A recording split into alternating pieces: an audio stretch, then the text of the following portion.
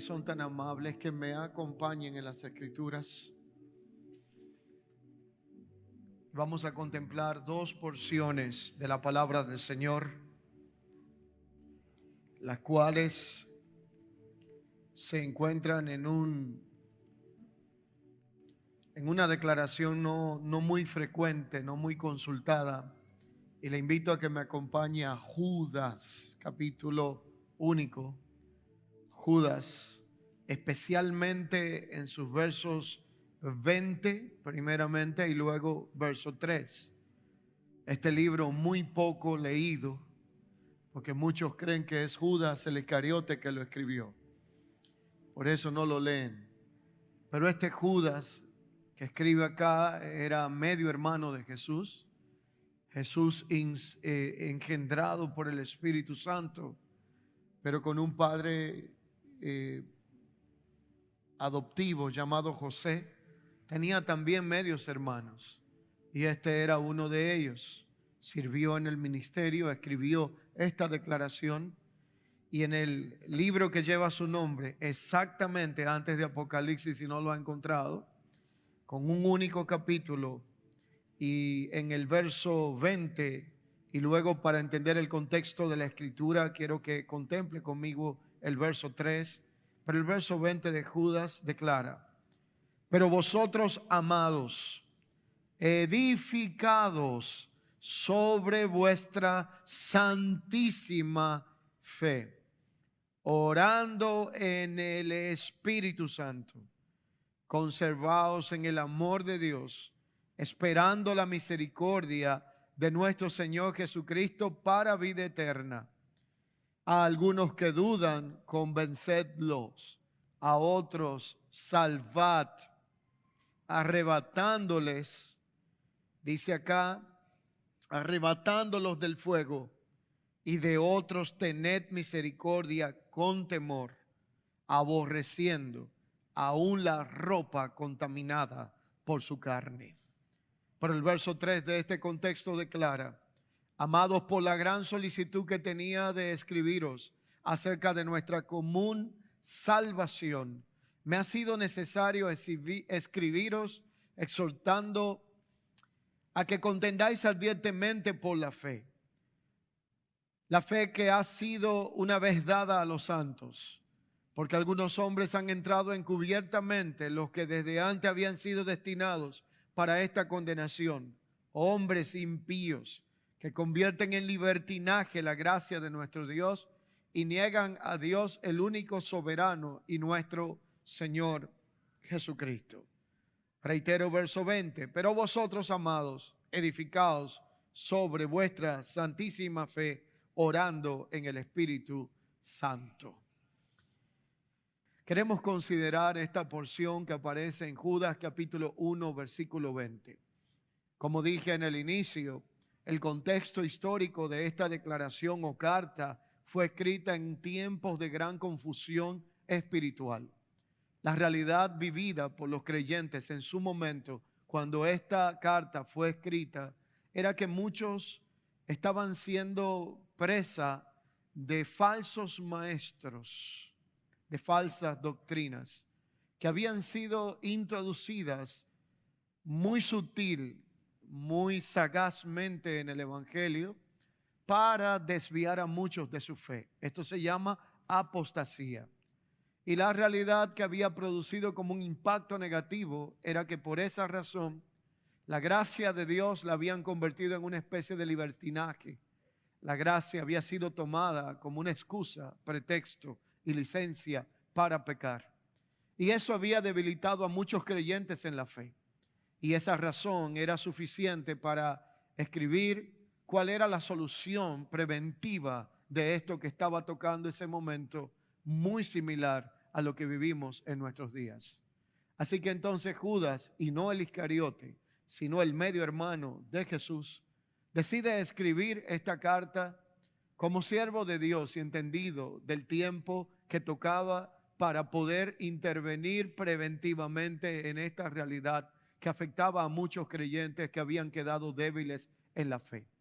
Él entonces escribe con puntos objetivos en su mente e intención. Era una carta intencional, no tanto reactiva. Era para prepararlos a ellos en cómo contrarrestar lo que se estaba viviendo en sus días.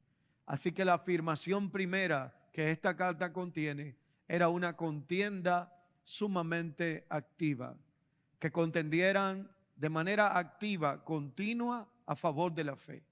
Era un tipo de apologética, de defensa a lo que era la fe que habíamos recibido en Cristo Jesús y que ellos habían recibido en su momento determinado. Que no fueran cobardes, que no se amedrentaran por todo lo que veían en su momento y que pudieran perseverar en cuanto a la fe que habían recibido.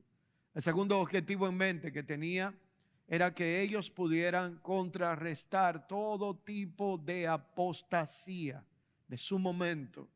Y la apostasía consiste en una desviación de la fe que debilita esa realidad que nos hace firmes en medio de cualquier adversidad y produce en nosotros perseverancia en Cristo Jesús.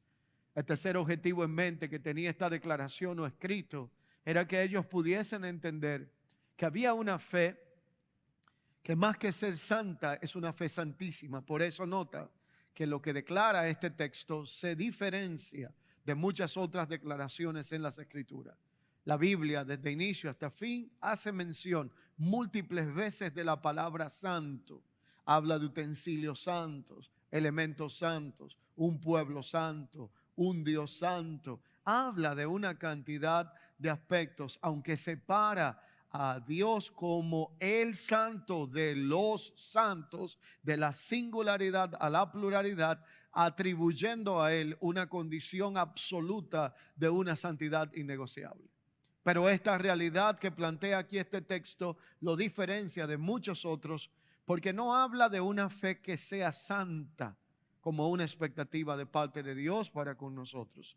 Habla de una fe que la Biblia la identifica como una fe santísima. ¿Y en qué consiste la diferencia entre una cosa y la otra? Que algo santo en el plano terrenal es algo que ha sido apartado para el uso exclusivo de Dios. Hay una realidad que la Biblia establece cuando habla de utensilios santos, personas santas, objetos que han sido santificados. Fueron apartados para un uso y un propósito específico que traiga honra al nombre de Dios, sin diluirlo y sin mezclarlo con otras cosas.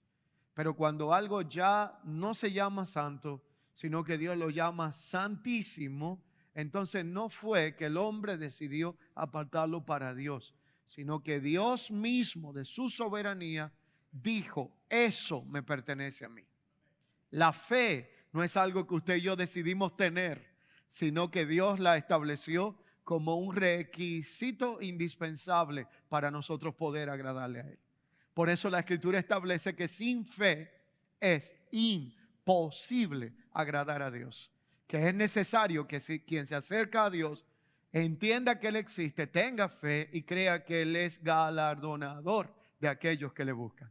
Por lo tanto, sed edificados en vuestra santísima fe. Es la petición o tercer objetivo en mente que tiene acá el escritor de esta carta. Y el cuarto, él dice, oren en el Espíritu de Dios. Una fe que no esté acompañada de una vida de oración es una fe teórica. La fe va seguida por oración y la oración tiene como antesala una vida de fe. La fe es más que una creencia, es más que un concepto religioso. La fe de la que está hablando aquí es la realidad que comunica la naturaleza divina de Dios. Sin fe no se puede agradar a Dios y sin fe perdemos la perspectiva de lo que es eterno. Por eso cuando tenemos fe, vamos a tener una medida de fe. Y la medida de fe será determinante en cuanto a nuestra existencia. Y usted dirá, pastor, pero yo tengo fe. Todos podemos tener fe, pero no necesariamente una santísima fe. Y quiero aquí explicar algunos aspectos. Voy a poner y citar el ejemplo de los discípulos. Los discípulos de Jesús tenían mucha fe. Algunos eran más eufóricos que otros, pero tenían fe. Ellos tenían fe para ver milagros. Si el Señor iba a orar por un enfermo, ellos no cuestionaban lo que estaba sucediendo. con excepción de Tomás, que era a veces uno que dudaba un poco. Y aquí Tomás tiene un sobrenombre que es Dídimo. Cuando usted estudia los evangelios, a ese Tomás se le llama Dídimo. Y la palabra Dídimo allí tiene que ver con alguien que es gemelo de otro.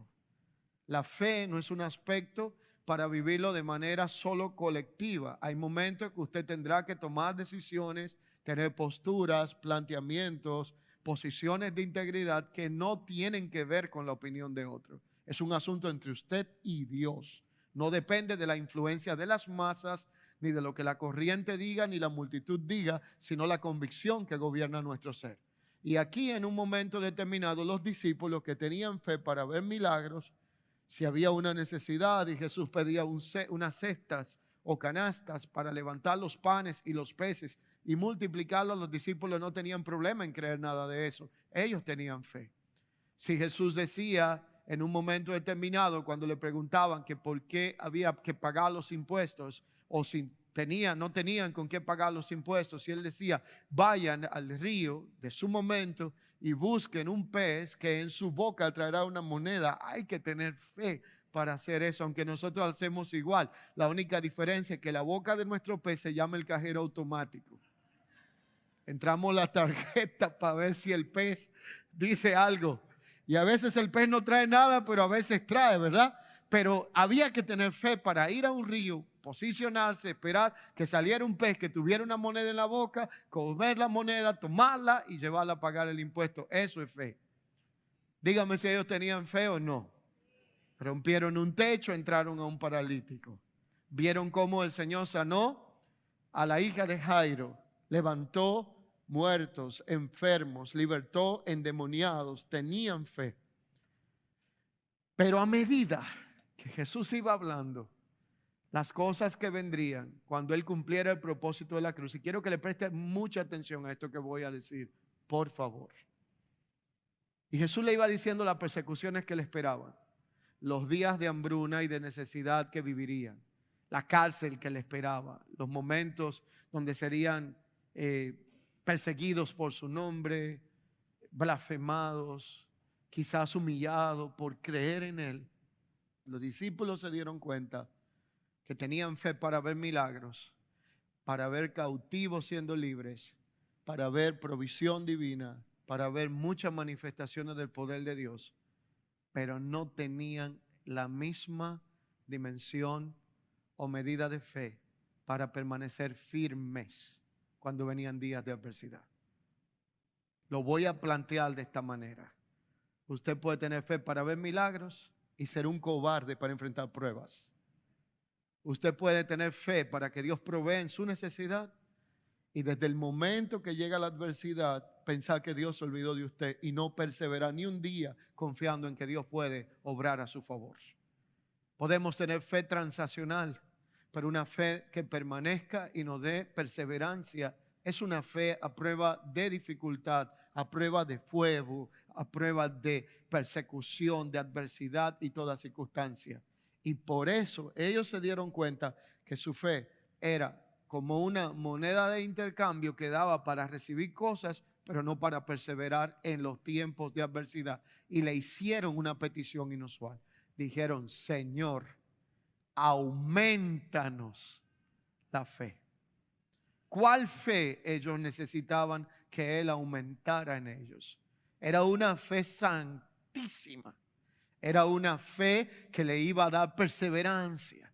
Era una fe que le iba a dar resistencia ante la adversidad. Y era una fe que les iba a hacer contender en todo tipo de momentos de desánimo, en momentos de debilidad y en momentos donde todo parecía colapsar. La fe para ver cosas suceder es común, la tiene cualquier persona. Y hay quienes tienen una fe muy positiva de que todo saldrá bien, aunque no tienen ni idea de lo que está pasando ni cómo va a pasar. Y hay otros que tienen una fe atrevida, que es una fe ilusoria, que solamente existe en su mente y no tiene muchas veces fundamento en la palabra de Dios. Por eso hay personas que piden cosas y hablan cosas que no tienen asidero en la palabra del Señor. Y es una fe que solamente existe en su inventiva. Pero también hay una fe que es genuina, que es aquella que te da fuerzas en la debilidad. Una fe que la conoció un hombre llamado Pablo y se atrevió a hacer una declaración contundente y él dijo una palabra poderosa. Él dijo, he aprendido a estar contento en todo tiempo. Sé estar contento en escasez y sé estar contento en abundancia. El que dijo eso también dijo, citando un salmo antiguo, creí, por lo cual hablé. Y esa fe de la que Pablo estaba hablando lo hacía mantener un contentamiento en medio de cualquier situación. Cuando Pablo no tenía nada, estaba contento. Cuando tenía mucho, estaba contento. Esa fe la necesitamos nosotros. Hay quienes cuando no tienen nada, a 1 kilómetro usted sabe, sin que le digan nada. Porque hay una información que revela su rostro y su humor y su carácter y su actitud, que usted sabe que hay problemas.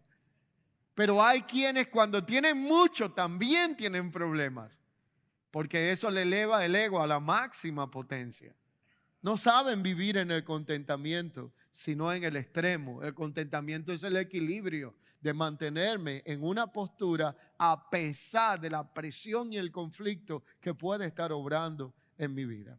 Pero si bien es cierto y vemos esta conclusión de esta serie de enseñanzas y el énfasis que hace acá el escrito de las mismas, tenemos que entender algunos aspectos sumamente relevantes. Y es que cada casa que está siendo edificada o cada asunto que vaya a ser edificado, un edificio, necesita y requiere de un fundamento sólido. Y la casa espiritual que Dios está edificando, que es su iglesia, no un edificio, sino nosotros, el lugar donde habita su espíritu, no se edifica en emociones, no se edifica en filosofías humanas, no se edifica en tradiciones pasajeras, sino en la genuina fe que es en Cristo. Y si algo hemos aprendido en estos días, en esta serie de enseñanzas, es que el Señor está trabajando en cada uno de nosotros, de manera individual y de forma colectiva. Nos está edificando, lo está haciendo por medio de su palabra, lo está haciendo por medio de su espíritu. Y Judas nos recuerda que esta edificación no se hace a la ligera, no se hace de cualquier manera, se hace sobre una santísima fe, una fe que Dios demanda para que podamos perseverar y asegurarnos estar firmes aún en el tiempo de toda adversidad. Pero esa fe de la cual habla acá tiene características. Es una fe consagrada a Dios, que no se negocia con cualquier cosa. Es una fe pura, apartada para Dios, que no se mezcla con el error ni se mezcla con la apostasía. Es una fe que tiene un material que puede mantener firme una casa. Es una fe que va acompañada de oración en el Espíritu y aquí se convierte en una especie de herramienta capaz de defender lo que es el Evangelio de Cristo ante cualquier circunstancia que se pueda levantar. Aquí tenemos que entender algo y ser responsables en esto o sinceros en esto. Todos nosotros, absolutamente todos, de alguna forma u otra, estamos edificando o construyendo algo. Probablemente usted dirá, yo no estoy construyendo una casa física. Tal vez usted no esté construyendo un edificio, pero todos estamos construyendo algo. Atrévete didácticamente a decirle a alguien que está a tu lado, ¿qué será lo que tú estás construyendo?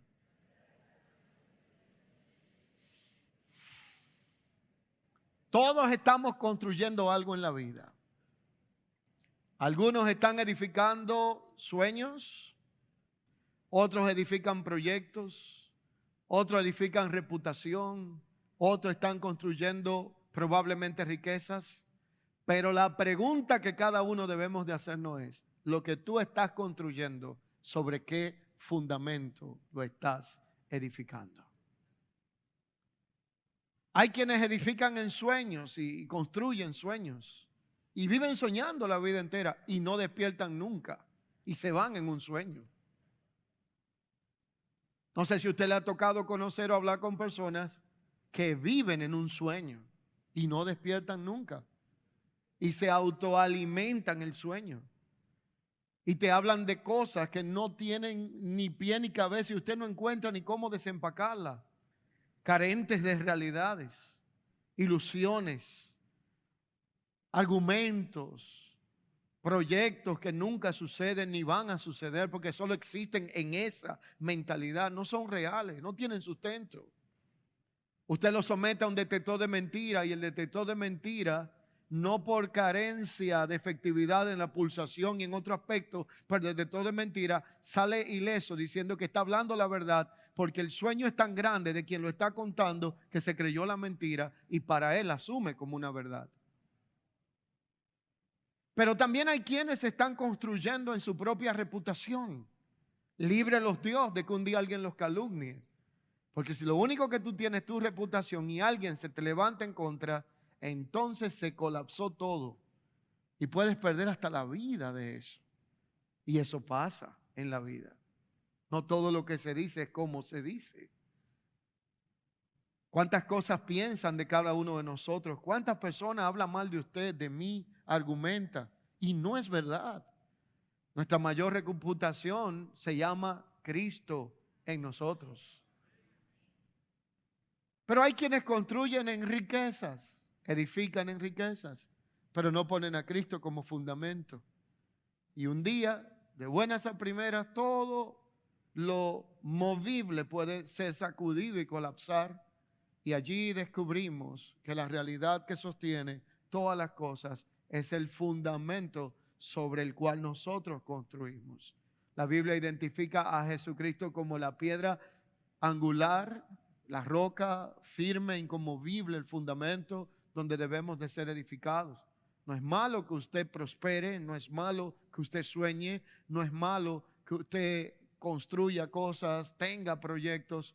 Lo malo es hacerlo sobre la arena y no sobre la roca.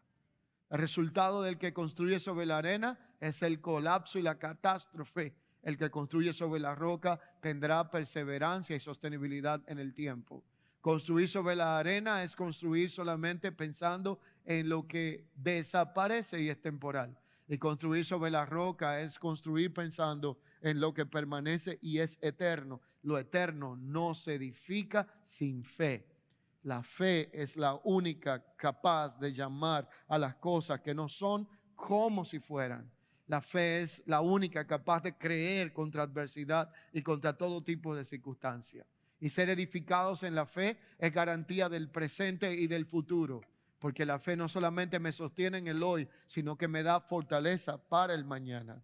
Por eso Dios está edificando su iglesia sobre un fundamento firme que es Cristo. Pero también nos habla de detalles como ser edificados sobre vuestra santísima fe.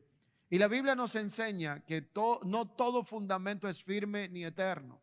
Muchos construyen sobre emociones pasajeras, otros construyen sobre tradiciones humanas, sobre cosas visibles. Sin embargo, Pablo declara que nadie puede poner otro fundamento que el que ya está puesto, que es Jesucristo, Señor nuestro.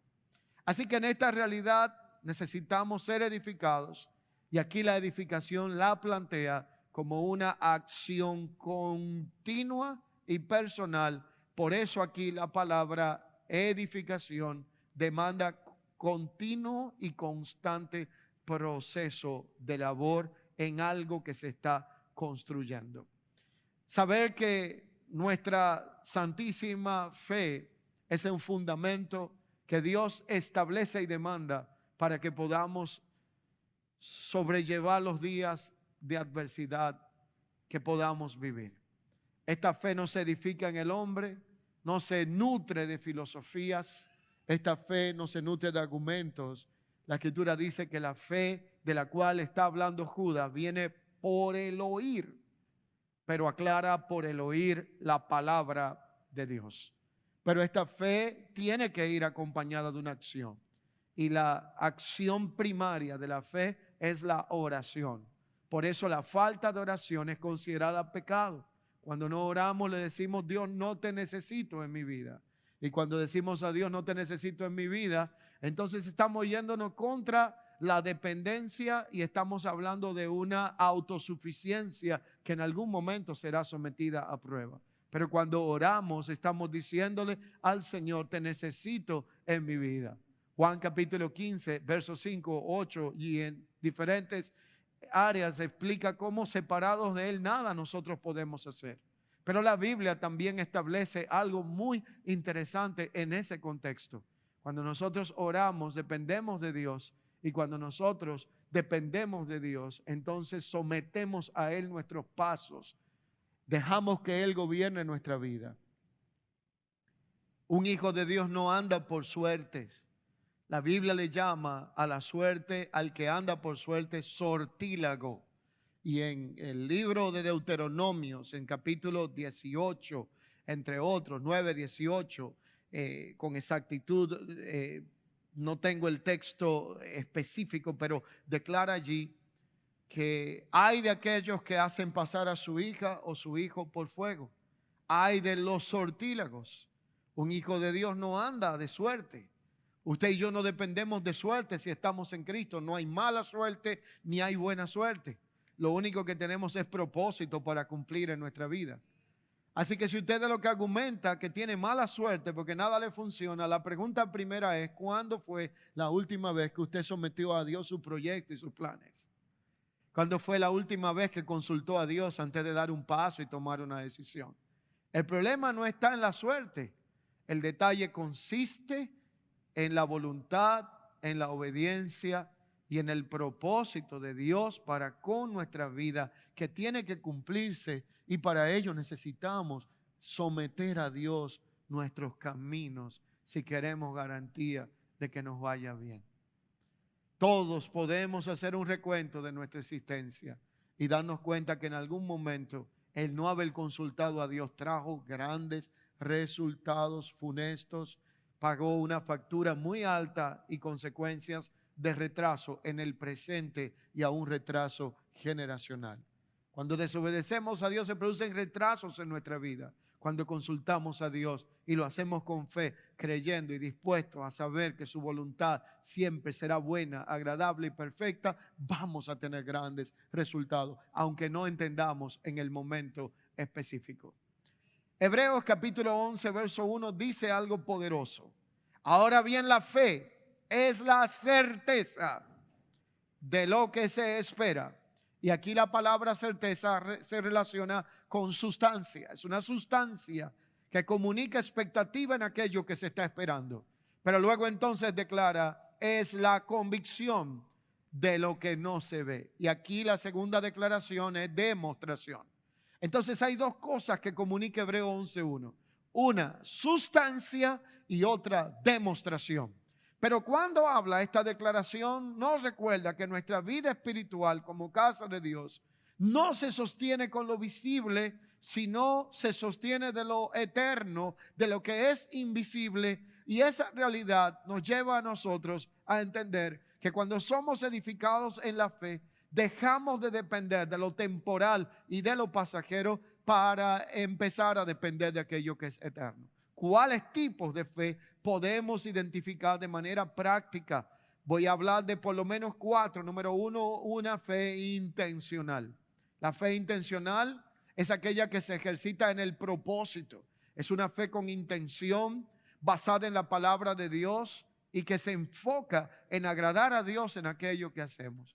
Número 2, una fe no fingida, genuina, original. Esta fue la fe que habitó en Loida y Eunice y que Pablo le dijo a Timoteo, tú tienes una responsabilidad y un legado generacional, porque la fe que hay en ti fue una fe no fingida, una fe que se constituye en herencia de generaciones. Usted y yo podemos faltar, los días pueden cambiar, nuestros hijos pueden tomar decisiones correctas o erróneas. Lo que nadie le podrá arrancar de su vida fue que alguien le modeló una fe genuina y una fe que no fue fingida. El tercer tipo de fe es una fe reactiva, una que se activa frente a una crisis o situación inesperada y que nos impulsa a depender de Dios en medio de la adversidad, pero si todo está bien, esa fe desaparece. Por eso hay personas que solo tienen fe cuando tienen problemas, y para que tengan fe, no salen de un problema. Y el cuarto tipo de fe es una fe vana.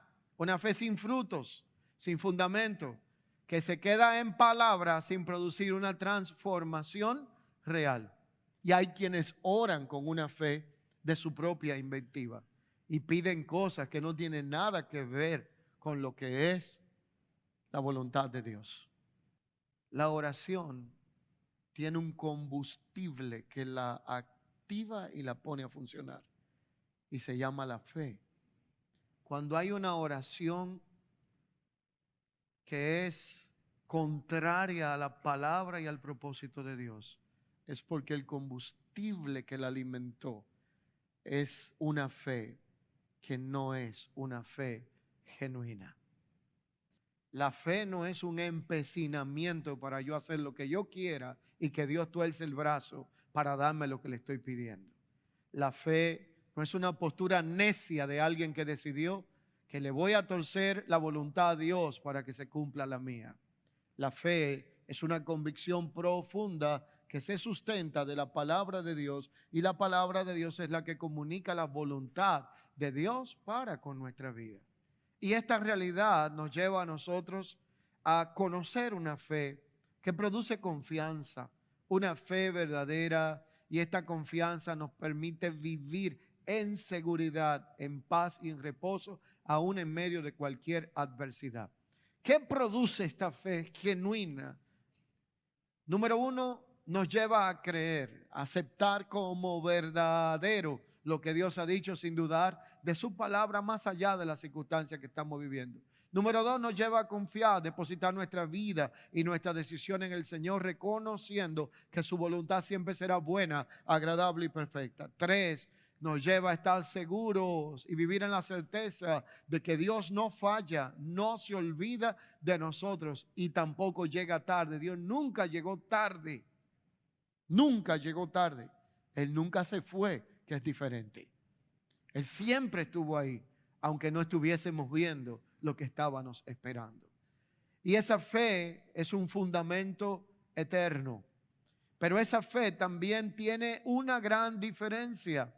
Y esa fe se contrapone con una fe que no es genuina, sino tradicional y diferente a la fe genuina, que es inquebrantable. La fe tradicional o religiosa es una fe transaccional, solo busca resultados, pero no perseverancia.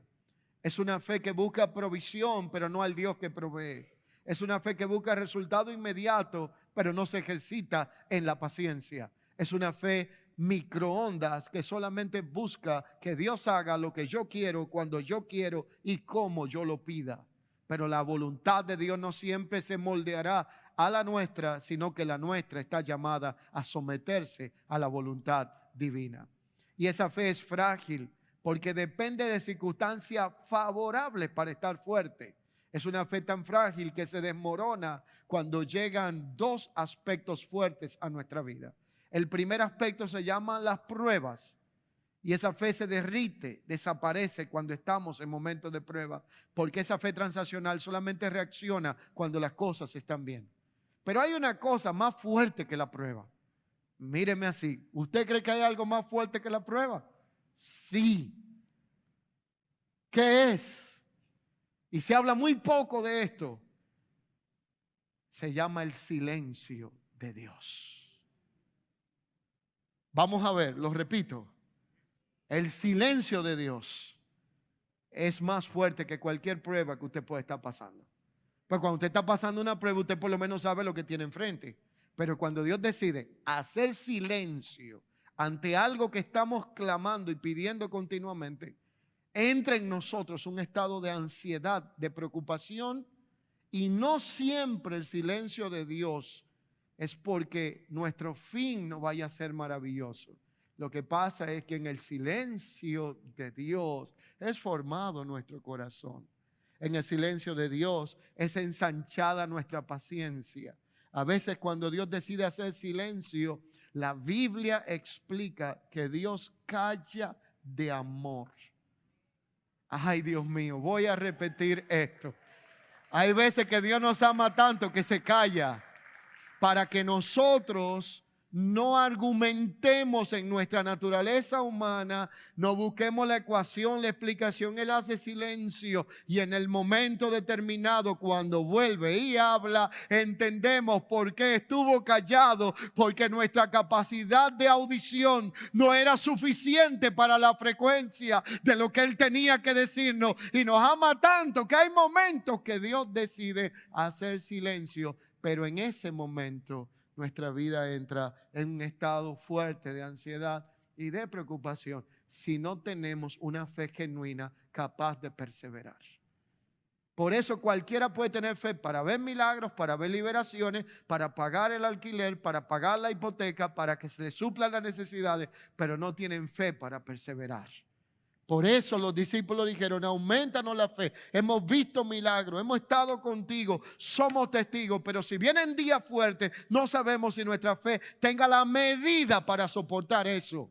La fe que Dios quiere que haya en nosotros y que está edificando, esa santísima fe, es una fe inquebrantable. Esa prueba de fuego, a prueba de agua, a prueba de adversidad, se mantiene enfocada en lo eterno y fundamentada en la roca que es Jesucristo. Por lo tanto, sea en prueba o en silencio, somos del Señor y nadie va a cambiar esa realidad, porque esa es nuestra fe. Creí, por lo cual hablé, y esa es tu voluntad. Pero esa fe llama las cosas que no son como si fueran. Mientras la gente ve un delincuente en la calle, la madre ve un predicador que le falta la Biblia, no conoce la palabra, no ha nacido de nuevo, pero lo está viendo transformado. Mientras alguien cree que hay un borracho lanzado en la acera que no tiene esperanza, quienes son sus hijos y son creyentes ven a un hombre de fe que un día estará ministrando a otros que están en la misma circunstancia. Cuando alguien ve a alguien que ya no tiene esperanza y no cree en ti, entonces Dios ve a un instrumento útil en su mano, capaz de llevar su nombre en presencia de los grandes de la tierra, con el respeto de los médicos, los galenos que tenemos, que sé que son bastante acá. Cuando usted ha hecho todos los estudios, usado toda la medicina, descartado toda la posibilidad, pone sentencia de días cuando es Dios el que da la vida y el que la quita, y dice: aquí no hay esperanza, este no se levanta y esta no se levanta. Y sé que hay testimonios sentados de gente que fueron sanadas en este lugar de cáncer, de enfermedades terminales, pero cuando el hombre dice: yo no puedo más, solo veo un caso sin solución, Dios por medio de esta fe llama las cosas que no son como si fueran, y te da la vida y le muestra la ciencia y al hombre que el que tiene el gobierno de todo se llama Dios, y Él es el soberano para decidir nuestro futuro. Por eso sin fe es imposible agradar a Dios. Por eso la importancia de una fe edificada en Cristo. Por medio de la fe en Cristo no solo recibimos perdón, sino también una nueva identidad. Somos llamados hijos de Dios. Por medio de esa fe somos transformados. Por medio de esa fe vamos a preservar nuestra comunión con Dios ante la apostasía, el engaño y la mentira que vive nuestro mundo actual. Una fe no fingida se convierte en un legado generacional, y una fe genuina desactiva todo tipo de apostasía, de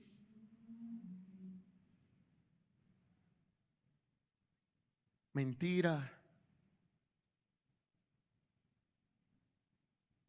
y de todo tipo de contaminación en el evangelio y en la palabra de gracia.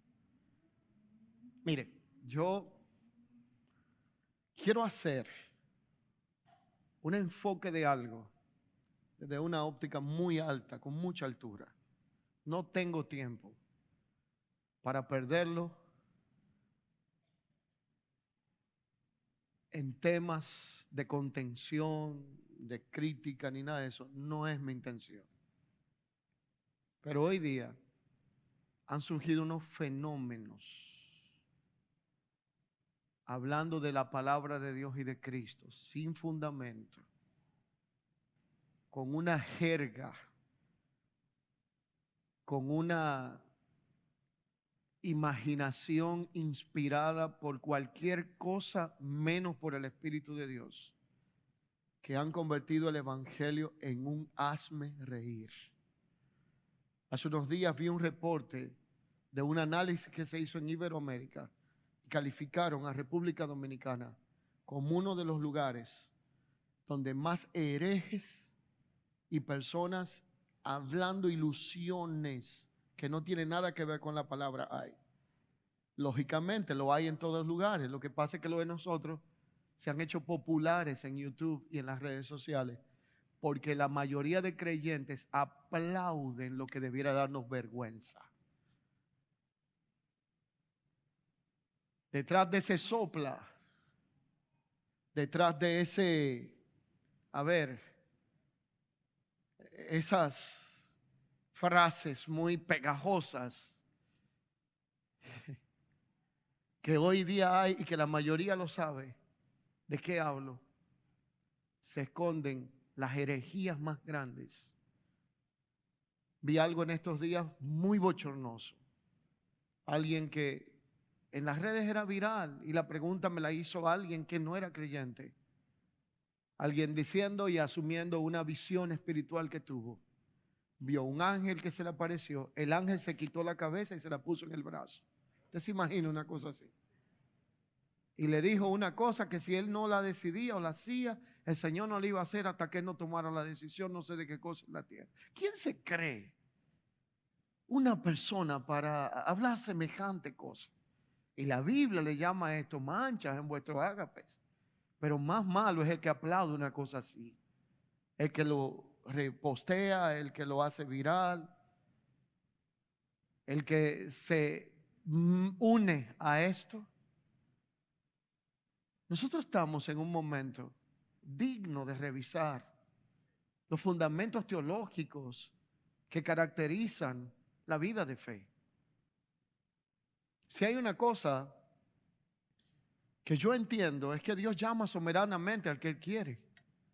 Pero usted tiene personas en las redes sociales y en los púlpitos que no se saben ni siquiera cuáles son los libros históricos de la Biblia, que no tienen un concepto de lo que es teología, no leyeron nunca la palabra de Dios, no fueron a un instituto, no se formaron en ningún lugar, no se sometieron a nadie, simplemente encontraron una cámara, un micrófono, están hablando y todo el mundo los está aplaudiendo, pero ni siquiera tienen un testimonio de vida, de fe. Y eso se llama apostasía. Es una gradual desviación de la fe, donde la mentira se presenta como verdad y usted va perdiendo el enfoque en la fe en Cristo para empezar a creer fábulas y asuntos supersticiosos. Y la razón por la que esto tiene tanto auge en América Latina, voy a decir esto, espero que nadie se ofenda, y si se ofende, esos son problemas individuales de la capacidad de madurez de cada uno. Pero en Latinoamérica, el latino lleva el brujo detrás de la oreja. Le gusta que le echen algo, que le tiren algo, que le lancen un paño, que le echen agua, que le tiren aceite, aunque sea de motor. Y si encuentra quien le dice un par de cosas que se le parece a eso, eso se llama ese deseo del corazón de aquello que es místico. Se para alguien y dice que estuvo en el tercer cielo como Pablo, que allá vio unas alas doradas y que empezó, y todo ese misticismo es muy atractivo en la cultura latinoamericana por el trasfondo que nosotros traemos. Desde los primeros esclavos que vinieron de África, la mezcla del vudú con todo lo que fue la religión.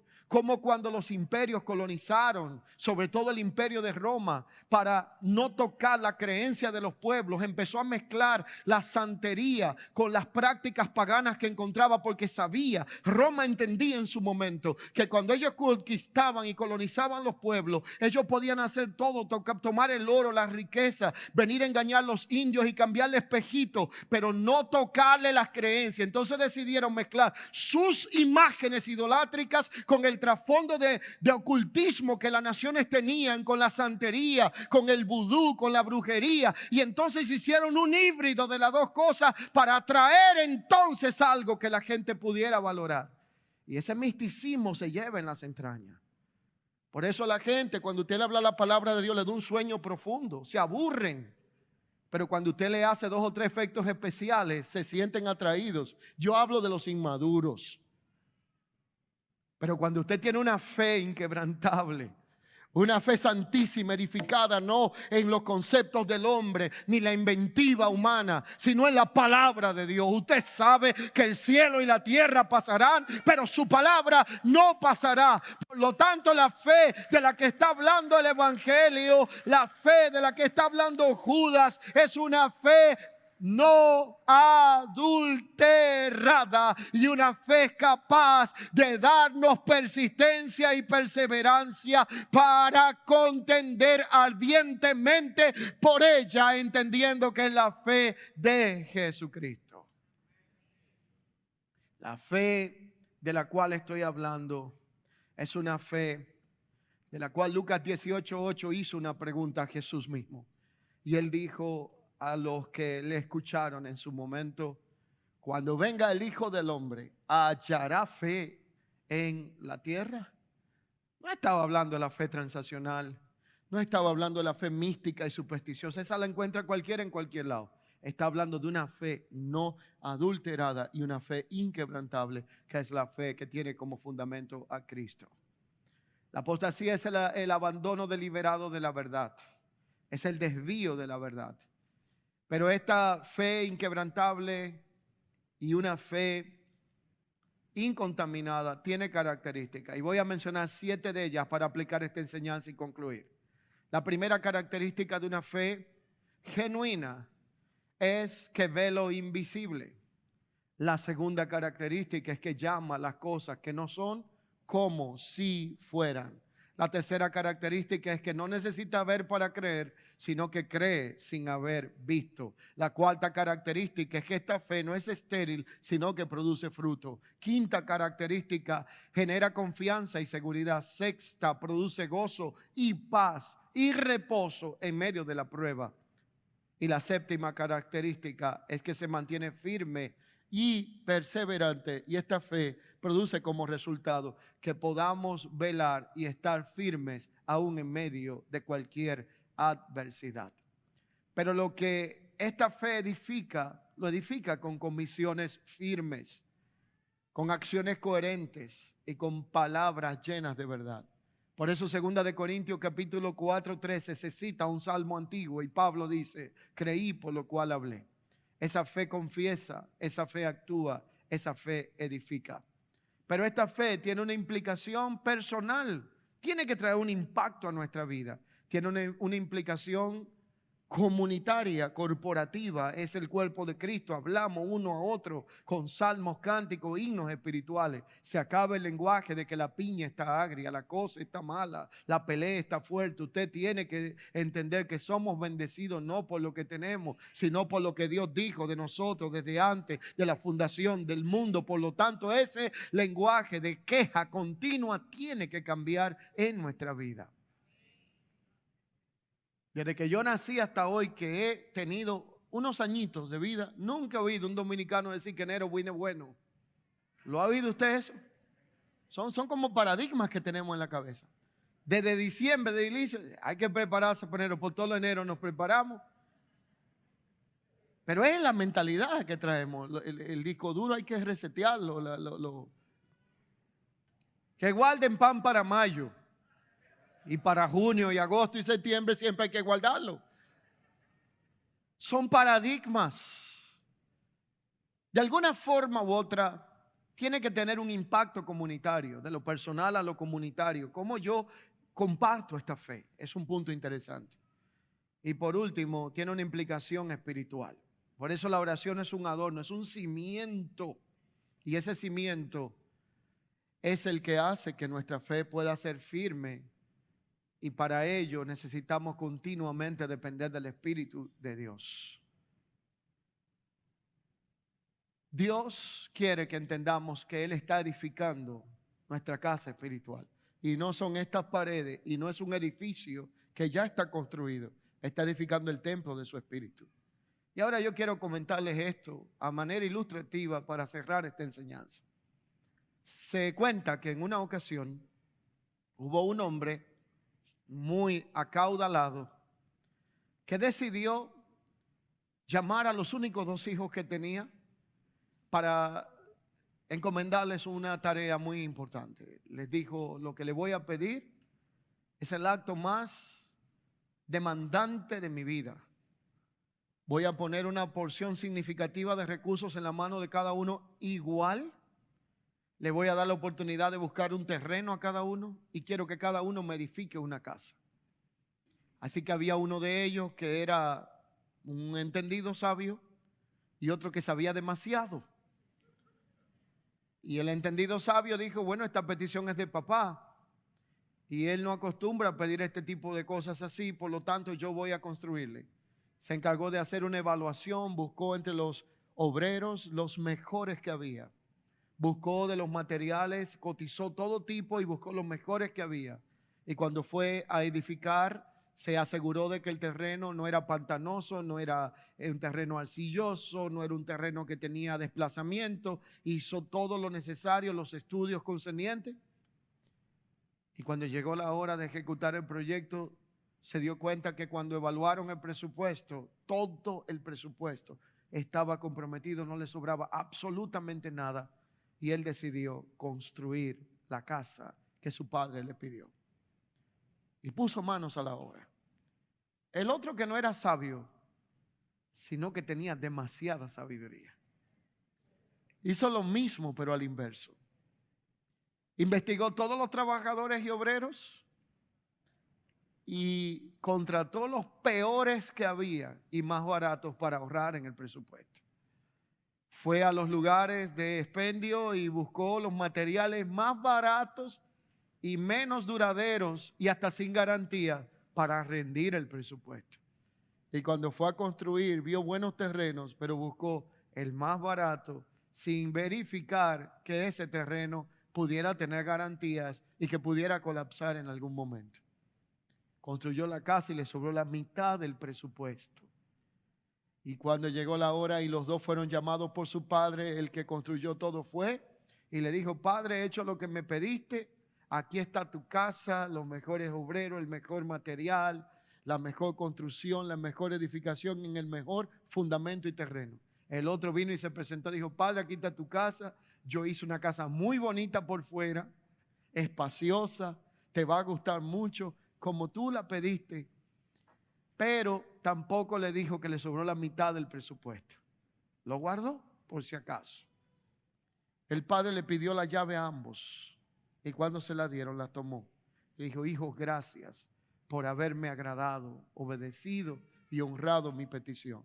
Ahora quiero darle una noticia maravillosa. La casa nunca fue para mí, es la herencia que le dejo a ustedes. Y le dio su llave a cada uno.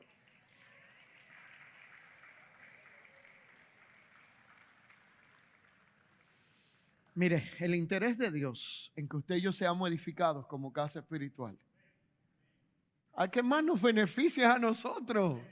Dios ya está en su trono. Nosotros estamos aquí pasándola bien.